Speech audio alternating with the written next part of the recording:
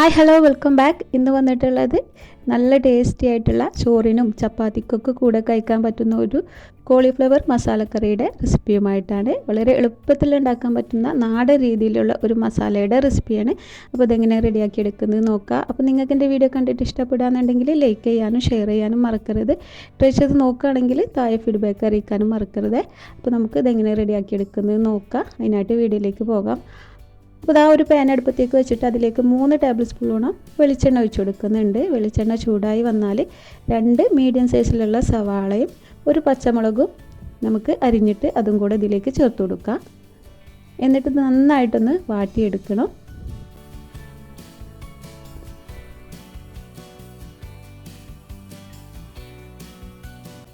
അപ്പോൾ ഉള്ളി നല്ല രീതിയിൽ കളറൊക്കെ മാറി നല്ലൊരു ഗോൾഡൻ കളറായി വരുന്നത് വരെ നമുക്കിതൊന്ന് വഴറ്റി കൊടുക്കുക.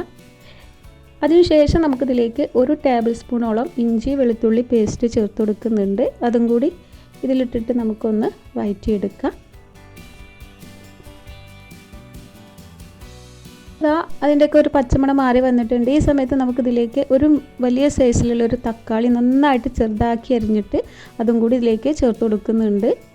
ഈ ഒരു തക്കാളി ഉള്ളിയൊക്കെ നല്ല രീതിയിലൊന്ന് വെന്ത് കുഴഞ്ഞ് കിട്ടണം. അതുവരെ നമുക്കിതൊന്ന് വേവിച്ചെടുക്കാം. ഇനി ഇതിലേക്ക് 1 ടേബിൾ സ്പൂണോളം കാശ്മീരി ചില്ലി പൗഡർ, 1/4 ടീസ്പൂണോളം മഞ്ഞൾപ്പൊടി, ആവശ്യത്തിന് ഉപ്പ്, ഒരു 1/2 ടീസ്പൂണോളം വലിയ ജീരകത്തിൻ്റെ പൊടി, പിന്നെ 1 ടീസ്പൂണ് ഗരം മസാല. ഇതെല്ലാം കൂടിയിട്ട് നമുക്കൊന്ന് ഇതിലൊന്ന് വാട്ടിയെടുക്കാം.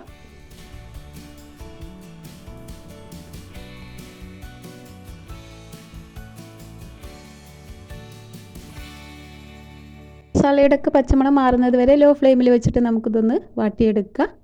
തക്കാളിയൊക്കെ ഒന്ന് ഉടഞ്ഞിട്ട് കിട്ടിയാൽ പിന്നെ ഇതിലേക്ക് കുറച്ച് വെള്ളം ഒഴിച്ച് കൊടുക്കുന്നുണ്ട്. അതിൻ്റെ കൂടെ തന്നെ ഞാനിവിടെ ഒരു 1.5 ടീസ്പൂണോളം മല്ലിപ്പൊടി ചേർത്ത് കൊടുക്കുന്നുണ്ട്. അത് നേരത്തെ ചേർക്കാൻ വിട്ടുപോയതാണ്.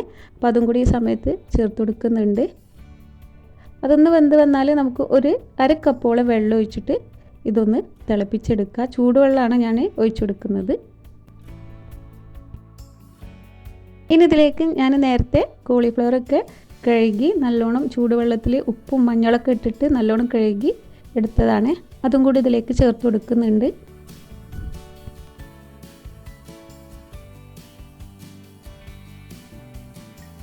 ഇതിലേക്ക് 1 ടീസ്പൂണ് കുരുമുളക് പൊടി ചേർത്ത് കൊടുക്കുന്നുണ്ട്. എന്നിട്ടൊന്ന് മിക്സാക്കി കൊടുക്കുക.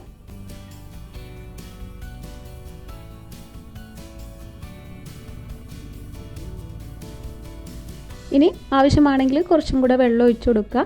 എന്നിട്ട് നമുക്ക് ഈ ഒരു വെള്ളത്തിൽ മീഡിയം ടു ലോ ഫ്ലെയിമിൽ വെച്ചിട്ടാണ് വേവിച്ചെടുക്കേണ്ടത്. കുറച്ച് കറിവേപ്പിലയും കൂടെ ചേർത്ത് കൊടുക്കുന്നുണ്ട്.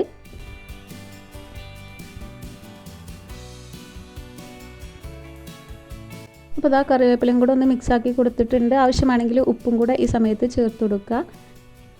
ഇനി നമുക്കിതൊന്ന് അടച്ചു വെച്ചിട്ട് വേവിച്ചെടുക്കുക.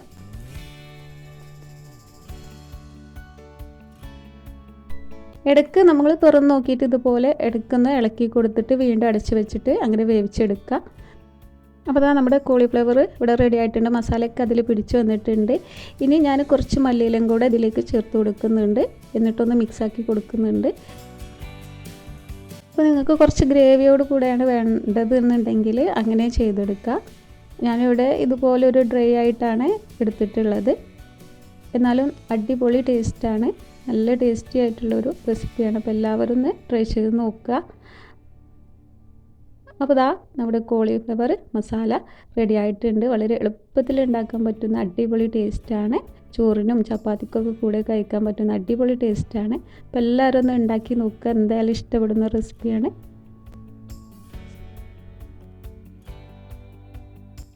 അപ്പോൾ ആർക്കും എളുപ്പത്തിൽ ഉണ്ടാക്കാൻ പറ്റുന്ന നാടൻ രീതിയിലുള്ള നല്ല ടേസ്റ്റി ആയിട്ടുള്ള റെസിപ്പിയാണ്. അപ്പോൾ എല്ലാവരും ഒന്ന് ഉണ്ടാക്കി നോക്കുക. എന്തായാലും ഇഷ്ടപ്പെടും.